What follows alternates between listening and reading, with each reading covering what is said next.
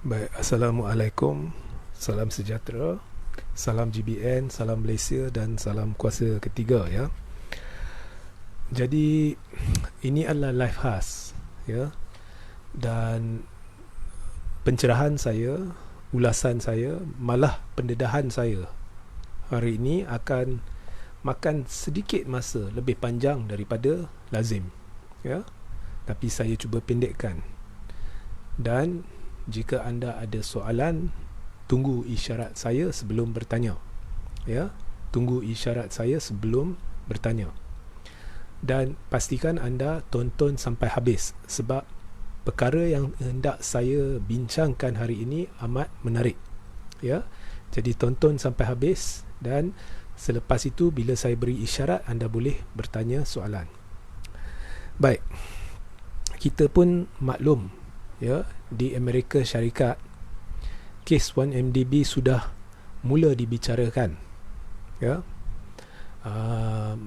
Dan setakat ini dalam tempoh sedikit masa 2-3 hari perbicaraan berjalan, sudah pelbagai pendedahan yang meletup ya dibuat oleh saksi-saksi ya, atau tertuduh ya. Jadi sepintas lalu kita sudah lihat ya, Tim Lesner ya, seorang pegawai eksekutif, bekas pegawai eksekutif Goldman Sachs ya, bank terkemuka di dunia. Jadi dia mendedahkan sebenarnya Najib ada agenda bila masuk berunding dengan CEO bank tersebut atau bekas CEO bank tersebut, dan agenda dia melibatkan satu permintaan oleh Najib, iaitu permintaan agar 3 anak dia diberi pekerjaan di dalam bank tersebut. Dan ini adalah sebagai ganjaran jika Najib memulakan atau membenarkan satu perniagaan lumayan melibatkan YMDB dengan bank tersebut ya. Ini didedahkanlah oleh saksi. Kemudian perkara ni saya ada sentuh dalam live semalam.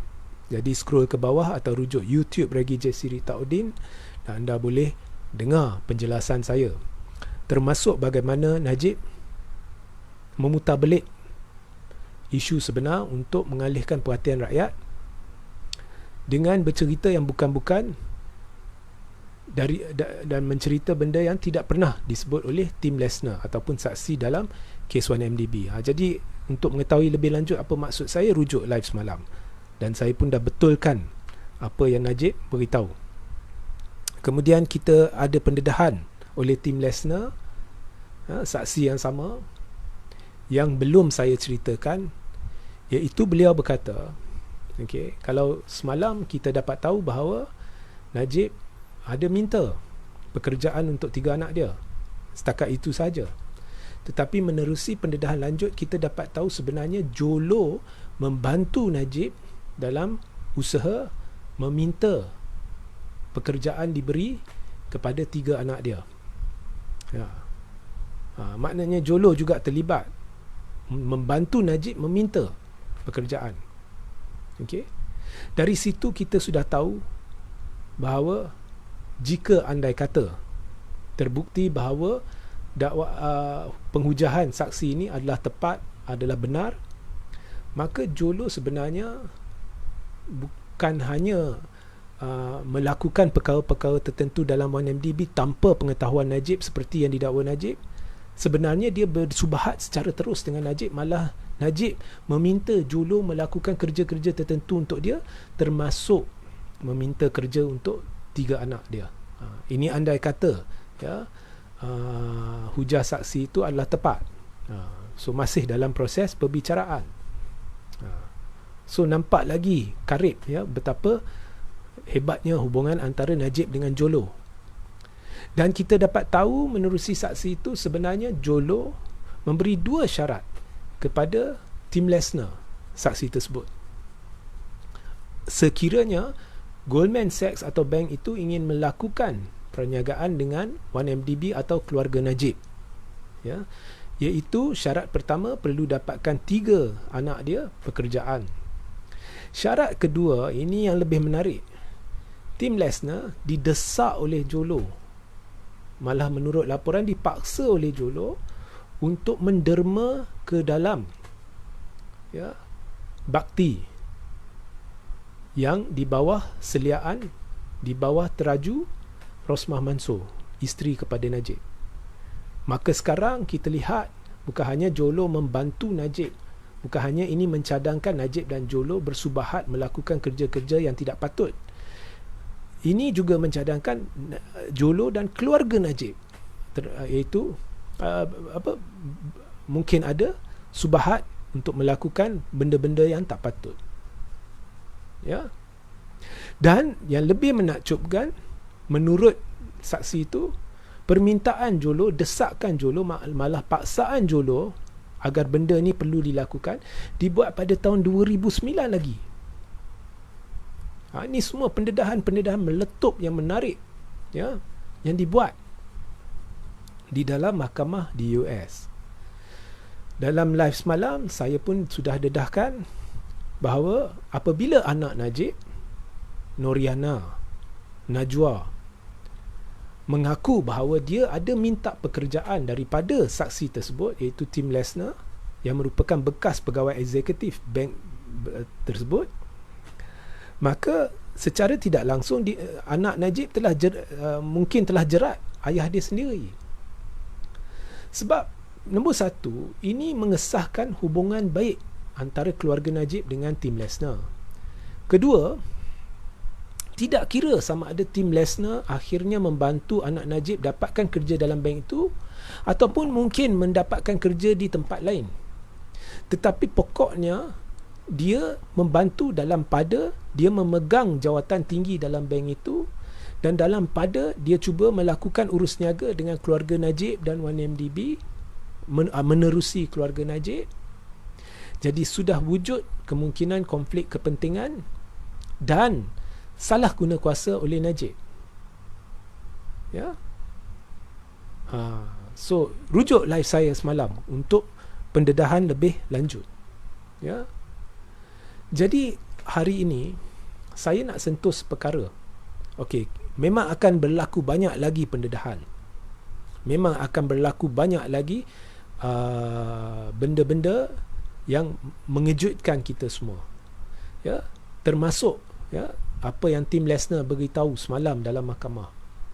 Dia kata bini Najib, iaitu Rosmah, mempunyai pengaruh yang kuat terhadap suami dia, iaitu Najib. Ini Tim Lesnar beritahu mahkamah di US. Memang cukup kuat. Dia kata dia kenal, memang cukup kuat pengaruh dia, kuasa dia ke atas suami dia. Cukup hebat. Saya berhenti sebentar saya nak baca komen ni. Belum masa untuk soal jawab, tapi Sukri Ramli, komen dia tak habis cerita Najib dah meluat aku dengar. Baiklah Sukri, silakan keluar. Kalau meluat tak payah nak ceritakan semua, silakan keluar. Kita perlu bercerita berkenaan Najib, sebab Najib sudah busukkan nama negara di seluruh dunia. Dan nama Najib bukan hanya disentuh oleh saya, disentuh di seluruh dunia, di mahkamah di US. Jadi jika dah meluat, sila keluar. Atau lepas live ni saya akan bantu keluarkan anda. Baik, saya sambung. Okey, so ini adalah pendedahan bukannya dakwaan saya. Okey. Jadi hari ini saya nak cerita sedikit berkenaan dengan Apandi Ali, Tan Sri Apandi Ali, bekas Peguam Negara. Jadi apa yang saudara-saudari nampak? Kita sudah ada banyak pendedahan baru yang dibuat ni. Jadi apa yang Apandi Ali buat sebagai Peguam Negara dulu masa siasatan 1MDB? Apa yang Apandi Ali buat? Apandi Ali gagal, dan saya gunakan kata-kata Muhammad Hanif Katri Abdullah dalam artikel yang diterbitkannya semalam dan yang saya telah bantu terbitkan. Apandi Ali tidak pernah minta bantuan perundangan bersama daripada negara luar. Malah Apandi Ali telah tolak bantuan perundangan bersama daripada Pejabat Peguam Negara Switzerland yang merupakan negara pertama yang mulakan siasatan dalam 1MDB. Jadi Apandi Ali nampaknya tidak minat untuk mendapat maklumat lanjut berhubung siasatan-siasatan 1MDB yang hari ini sudah didedahkan satu persatu yang mengejutkan kita semua. Jadi timbul persoalan. Adakah Apandi Ali bersubahat dengan Najib, dengan Rosmah untuk menyembunyikan perkara-perkara tertentu agar Apandi Ali akhirnya boleh membuat kenyataan yang dibuatnya dulu, iaitu Najib tidak bersalah. Ini adalah kegagalan peguam negara, bekas peguam negara. Macam mana maklumat-maklumat ini tidak diketahui atau tidak ada inisiatif oleh Apandi Ali untuk kerjasama dengan badan perundangan di luar yang sedang menyiasat kes 1MDB untuk mendapatkan maklumat sahih supaya siasatan boleh dijalankan di sini jika ada penemuan-penemuan baru. Ya. Okey. Saya masih ingat lagi sebelum PRU 14. Okey, masa tu anda semua tahulah, saya di bawah pengaruh pihak-pihak yang berkait dengan Najib dengan maklumat palsu dan sebagainya. Jadi saya percaya Najib ni tidak bersalah sebelum PRU 14. Jadi pada masa itu ada satu ketika sel-sel media Najib menyerang Apandi Ali. Serang Apandi Ali pada ketika itu adalah peguam negara. Jadi mereka serang dan mereka tidak ingin, saya difahamkan Najib tidak ingin Apandi Ali terus menjadi peguam negara. Itu pemahaman saya, tetapi serangan itu hebat. Dan saya pun tahu arahan-arahan tertentu yang diberikan kepada sel-sel media untuk melakukan serangan-serangan tertentu pada ketika itu. Dan pada ketika itu, untuk makluman, BN, khususnya Najib ni, sel-sel media dia, ada media-media tertentu diberi pendanaan tertentu yang cukup lumayan juga. Dan ada di antara pendanaan ini juga digunakan untuk apa orang kata, melakukan kerja-kerja yang bukannya boleh lihat terbitan di depan mata. Okey, untuk tujuan mempengaruhi pembaca, pengundi. Ada. Okey, itu kalau saya cerita dia dah menyimpang. Dan pada masa itu ada satu media, nama dia The Malaysian Insider. Saya rasa anda semua tahu media ni. Sekarang dah tak ada. Dia tutup, kemudian muncul pula Malaysian Insight. Tahu tak orang di belakang Malaysian Insider? Pada masa itu dakwaannya bahawa Malaysian Insider ni sebenarnya dikawal oleh isteri Apandi Ali. Nama dia Puan Sri Farida Begum. Itu dakwaannya. Dan The Malaysian Insider tu yang menyelia editor dia ialah adik kepada isteri Apandi Ali, iaitu Jahabar. Okay. Jadi pada masa tu hubungan Apandi dengan Najib, walaupun Apandi dilantik sebagai peguam negara atas cadangan Najib, tetapi akhirnya menjadi teruk hubungan dia. Jadi sel-sel media Najib yang berkait dengan Najib, minta maaf, yang pro Najib ni mula serang Apandi. Dan saya secara tidak langsung adalah hubungan dengan pihak-pihak tertentu. Jadi serangan ni sah berlaku atas arahan, sah atas arahan.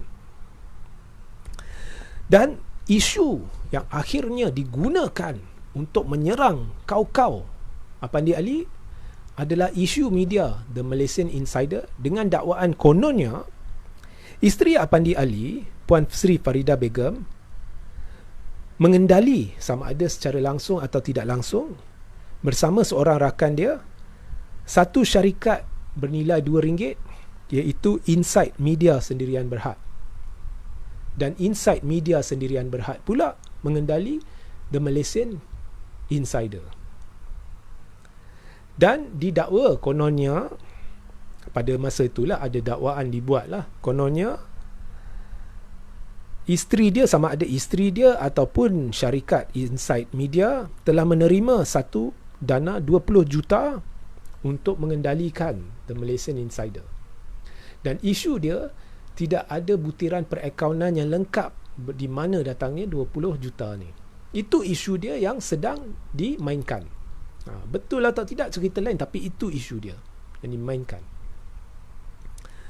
Kemudian Farida Begum tidak puas hati dengan dakwaan-dakwaan tertentu dan dia telah membuat satu laporan polis. Kemudian pada satu ketika saya diberi maklumat sebenarnya hubungan Najib dengan Apandi Ali sudah hampir pulih. Tiba-tiba ada arahan.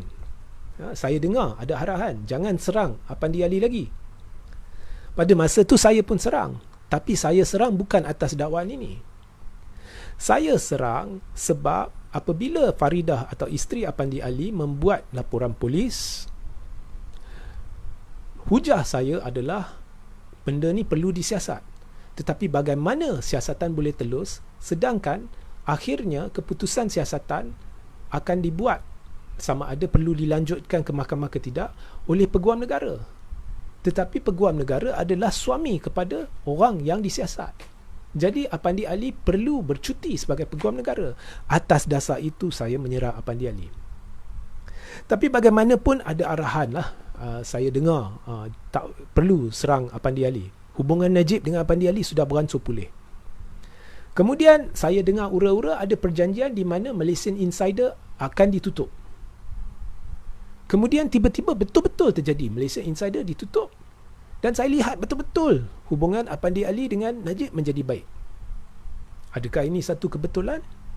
Tak tahu. Yang saya tahu Malaysian Insider ni asal dia pro UMNO, tetapi lepas tu dia beransur-ansur jadi pro pembangkang. So adakah ini ada kaitan? Saya tak tahu. Tetapi seolah-olah bayangan diberikan satu perjanjian sudah dimasuki. Kemudian Apandi Ali menjadi rapat kepada Najib. Dan kemudian Apandi Ali seolah-olah bukan seolah-olah, memang membersihkan nama Najib. Tetapi jangan lupa, Apandi Ali gagal mendapatkan bantuan atau bekerjasama dengan pihak perundangan di luar negara. Ya, tidak mendapatkan, tidak pernah minta bantuan perundangan bersama daripada luar negara dalam kes FAMDB. Dan hari ini sudah nyata dia gagal tugas dia sebagai Peguam Negara apabila perkara-perkara baru berhubung siasatan FAMDB muncul dan mengejutkan kita semua. Tak apa. Okey. Kemudian lepas 2 tahun, ya, Barisan Nasional tumbang, Pakatan Harapan naik, kemudian Pakatan Harapan tumbang lepas 2 tahun. Ya, lepas 2 tahun. Tiba-tiba hanya beberapa minggu sebelum keputusan penghakiman kes SRC dibaca oleh Mahkamah Tinggi, tiba-tiba Apandi Ali muncul semula dan dia buat satu posting di Facebook. Dan posting dia di Facebook, dia menuduh Gopal Sri Ram cuba, ya, memintanya untuk melakukan satu konspirasi bagi menangkap Najib. Dan dia cerita di Facebook. Pertama sekali, ini adalah tidak profesional. Seorang peguam tersohor yang kononnya tersohor perlu tahu untuk tidak menimbulkan persepsi atau cabang untuk berlaku spekulasi dengan menerbitkan catatan dalam Facebook. Kedua, benda ni di mana Gopal Sri Ram kononnya didakwa telah minta Apandi Ali kononnya membawa mesej daripada Tun Mahathir agar Apandi Ali menangkap Najib ni, dibuat kononnya sebelum PRU 14. Pada ketika itu Apandi Ali adalah Peguam Negara dan Najib adalah Perdana Menteri. Jadi mengapa beberapa minggu sebelum keputusan kes SRC dibaca, Apandi Ali membuat catatan yang sungguh tidak profesional, bukan tahap profesional, Dia peguam negara tersohor. Dia patut tahu untuk tidak timbulkan spekulasi yang boleh mempengaruhi keputusan mahkamah yang tidak beretika. Dia sepatutnya tahu benda ni. Jadi tidak profesional, tahap dalca, parpu, kurma kari. Itu standard Apandi Ali. Dia buat catatan di Facebook. Mengapa jika benda ni berlaku dulu, mengapa sekarang buat catatan beberapa minggu sebelum keputusan SRC dibaca, mengapa tidak melaksanakan tanggungjawab sebagai peguam negara atau penasihat perundangan utama kepada kerajaan Malaysia dengan menasihati Najib berhubung dengan perkara yang tidak elok yang kononnya Kopas Sriram minta dia lakukan, dan seterusnya membuat laporan polis pada ketika masih bergelar peguam negara, pada ketika Najib masih bergelar Perdana Menteri. Di situ sudah timbul lagi satu persoalan, sebab Apandi Ali sudah melakukan kesalahan dengan tidak membuat laporan polis. Apandi Ali sudah mengabaikan tanggungjawab dia sebagai peguam negara dengan tidak menasihati Najib. Ya. Dan ini sekaligus menimbulkan kemungkinan yang amat besar Najib dan Apandi Ali bersubahat untuk mempengaruhi kes-kes yang berjalan, termasuk SRC, kes 1MDB dan kes pengubahsuaian laporan audit 1MDB. Ya. Dan hari ini kita tahu Apandi Ali gagal melaksanakan tanggungjawab dia sebagai peguam negara apabila banyak benda-benda terbongkar menerusi siasatan di luar negara yang tidak dipedulikan oleh Apandi Ali kerana tidak mahu bekerjasama dengan badan perundangan di luar. Jadi itulah tajuk saya hari ini. Benarkah Apandi Ali bersubahat? Ya. So, inilah penjelasan saya. Ya. Jadi kita pun tahu ya, sekarang ni Najib sebenarnya sedang cemas. Pendedahan sedang dilakukan satu demi satu. Ya. Dan ini baru satu saksi. Ada ramai lagi saksi. Ya. Jadi fikir-fikirkanlah. Jadi jika anda ada soalan, anda boleh bertanya sekarang. Ya. Saya mula dengan soalan terakhir di sini, Mas Albanj Wahab. Saya dengar dari risikan orang-orang yang dekat dengan Putrajaya mengatakan Cik Timah ni kuat main bomoh. Ada bomoh dari India, dari Indonesia dan Thailand. Maknanya Cik Rosmah kot. Saya tak tahulah. Benda ni saya pun ada dengar dulu, tapi itu saya tak nak masuk lah. Okay. Tapi terima kasih.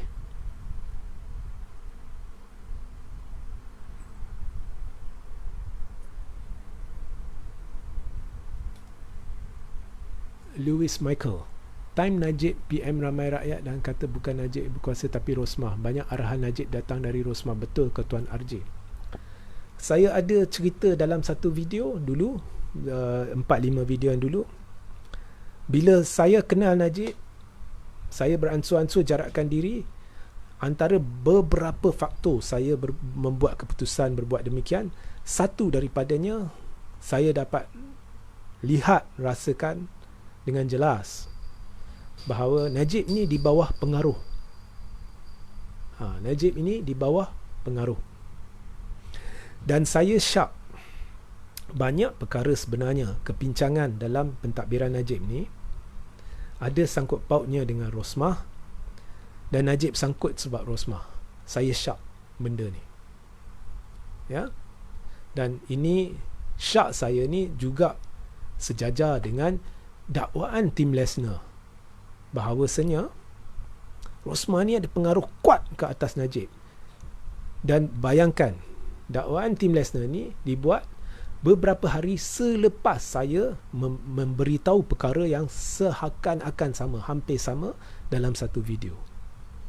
Ya. Jozam, baik Muhyiddin, baik Mahathir, baik kuasa ketiga, baik Anwar Said Sadiq, semua serang Najib. Yang akan menentukan kemenangan atau kekalahan behind adalah ketokohan Hasni Muhammad.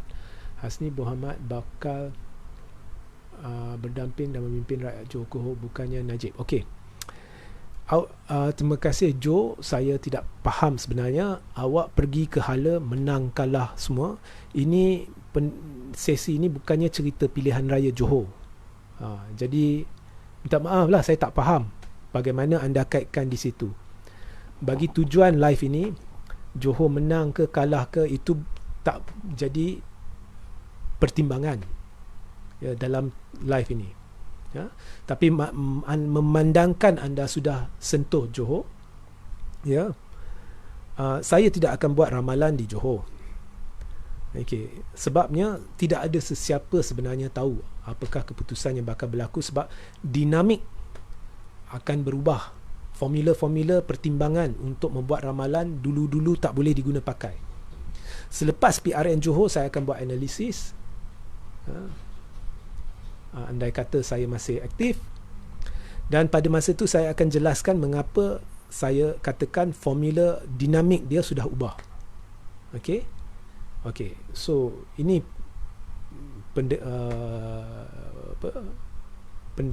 pendirian saya, ya. Atan Romainor, saya masa Najib kempen PRU 14, Najib kutuk Tun, dan situ saya meluat dengan Najib sampai sekarang. Okey. Maliki Mikael, I memang tak suka Najib, tiada kesederhanaan, angkuh, sombong dan hidup ilik dari duit rasuah, dan suka berpura-pura dia popular. Secara tidak langsunglah dalam menjawab dakwaan saya bahawa semua yang dia popular apa semua ni sandiwara, Najib membuat satu lagi posting seakan-akan sama. Kawan-kawan ajak dia pergi ke satu tempat di Johor dekat kawasan flat.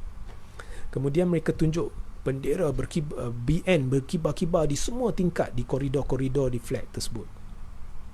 Lepas tu ada laungan bosku dan sebagainya. Najib popular.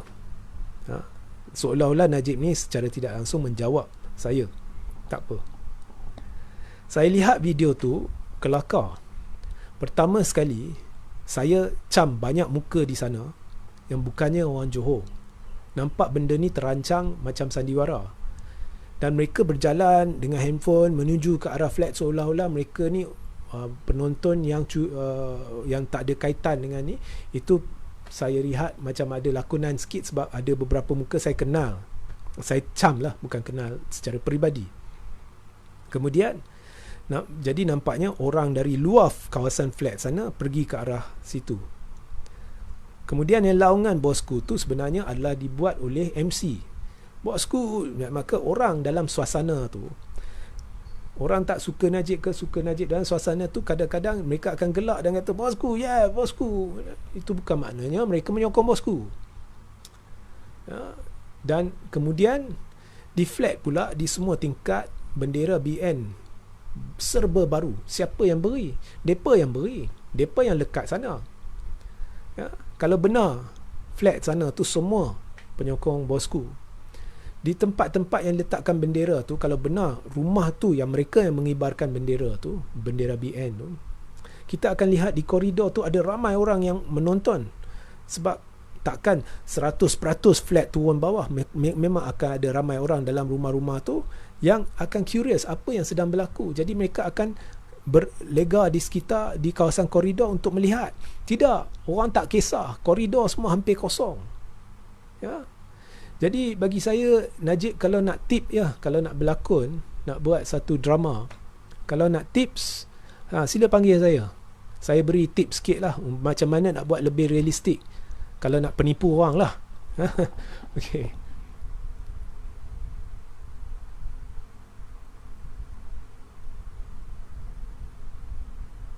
Okey, saya terus ke bawah.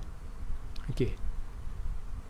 Jebat Selatan, salam Tuan RJ. Kenapa Najib bodoh sangat dengar cakap Rosmah? Atau dua-duanya memang laki sakawang negara? Apa komen Tuan RJ? Ini saya tak tahu nak komen. Sebab apa pun lah yang dia dengar Rosmah ni, apa pun kita yakin macam mana pun, setakat ni kita boleh katakan ini adalah dakwaan. Okey. Tetapi perbualan anda boleh dengar dan nilaikan sendirilah, masing-masing nilaikan sendirilah perbualan telefon Najib dengan Rosmah lah. Anda boleh nilaikan sendirilah. Rosmah nak nafi. Tapi kalau ada benda yang saya dedah, nanti nangis dia. So anyway, babak bukan cerita Najib Rosmah. Babak ada laki-laki yang dengar bini kerana terlalu sayang bini ni sampai buat kerja bodoh pun ada. Bukan cerita Najib atau Rosmah. Ini banyak saya dah lihat dalam kehidupan saya. Sayang sangat sampai dia akan buat, dan kemudian dia terjerat dengan kerenah bini dia. Saya dah lihat banyak. Dan begitu juga bini yang terjerat sebab kerenah laki dia pun saya dah lihat. So lumrah kehidupan lah. Cuma komen saya, jika ada laki dalam konteks budaya Malaysia yang begitu sayangkan bini dia sampai terpaksa dengar semua cakap bini dia, sampai benda tak betul pun boleh ni kan. Jadi tak sesuai lah jadi Perdana Menteri. Sampai dia wujudkan satu jabatan khas untuk bini dia yang bukannya ahli parlimen, yang bukannya ahli kerajaan, gunakan duit rakyat beratus ribu sebulan. Itu tak sesuai jadi Perdana Menteri. Itu buat naya orang.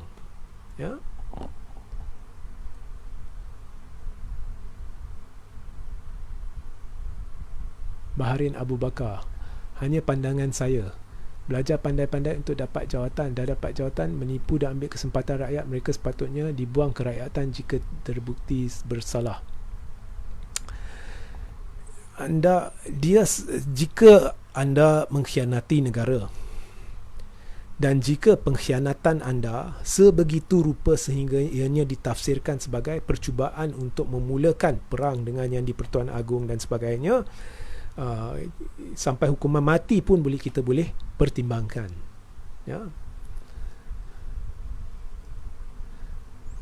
Okey. Kemudian ada lagi. Terima kasih Asma Laili.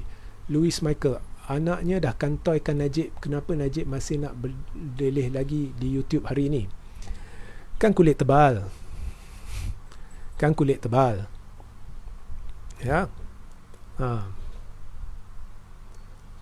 So tapi sahlah anak dia dah tersilap langkah, dan jika ini dirancang oleh Najib dan anak dia bersama-sama, maknanya awak pergi beri kenyataan ini dan sebagainya, maknanya kedua-dua dah tersilap langkah lah.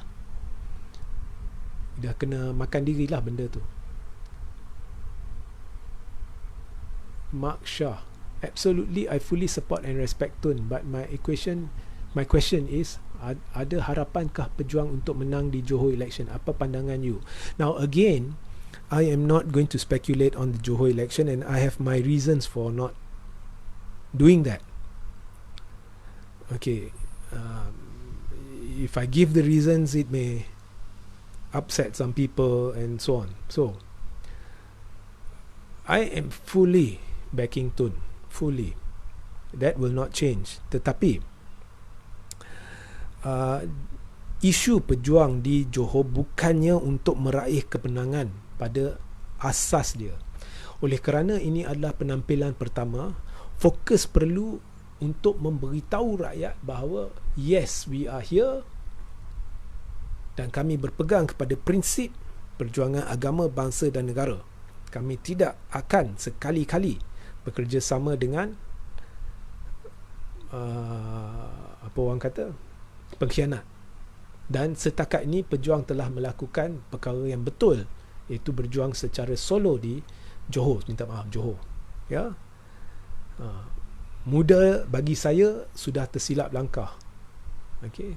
Sebab PH sekarang adalah sebahagian daripada keluarga besar kerajaan Malaysia yang ditubuhkan dengan bantuan pengkhianat atau kleptokrat.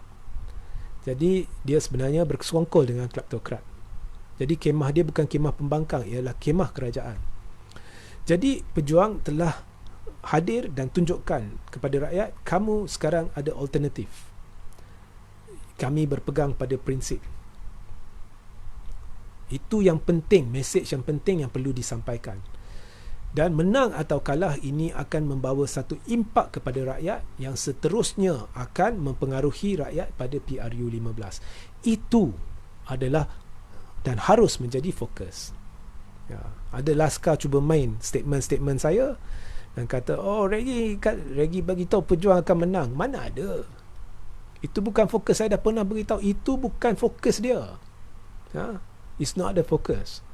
Siapa-siapa pemimpin yang kata fokus dia adalah untuk menang, maka saya rasa kepimpinan itu ada tanda soal di situ. Ya. Setakat ni pejuang di Johor, ya, cara dia bergerak, kenyataan dibuat excellent, ya, excellent, well done. Ya.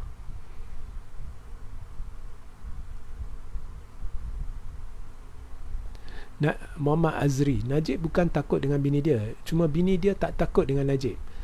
Mana layak orang macam ini jadi PM? Ini saya, pendapat peribadi saya, berdasarkan pengalaman peribadi saya. Saya rasa. Saya tak mungkin tahu sebab saya bukan Najib, tapi rasalah dia takut bini dia. Okay. Tu Hijah Muhammad Shah, tuan, setahu saya bila dah bersalah diam. Lebih baik ya betul. Najib sebenarnya sekarang ni dah kelam kabut. Dia tak tahu nak buat apa, sebab setakat ni propaganda dia sudah berterabur dengan pendedahan-pendedahan baru ni. So dalam keadaan panik sikit, dalam keadaan carca merba sikit. Tun Perak, apa pandangan RJ tentang media massa dan arus perdana yang terlalu berat sebelah melaporkan dari pihak Najib and the gang? Adakah media telah dikawal? Okey, ada media-media tertentu yang pro Najib. Banyak sebenarnya. Lebih tu buat masa ni saya tak nak ceritalah. Tapi ada. Ini anda boleh nampak sendirilah. Saya pun tak payah cerita. Ada pengaruh. Okey, ada pengaruh. Okey. Baik, saya rasa setakat itu sahaja. Jadi pastikan anda sertai saluran Telegram saya dan baca artikel-artikel berkaitan yang saya akan letak link dia di ruang tajuk, ya. Dan juga sentiasa layari thethirdforce.net, saya akan letak di ruang tajuk. Jadi sehingga kita berjumpa di lain masa dengan pendedahan-pendedahan terkini, ya. Jadi minta bantu, ya, share ramai-ramai. Jadi assalamualaikum, salam sejahtera, salam GBN, salam Malaysia dan salam kuasa ketiga.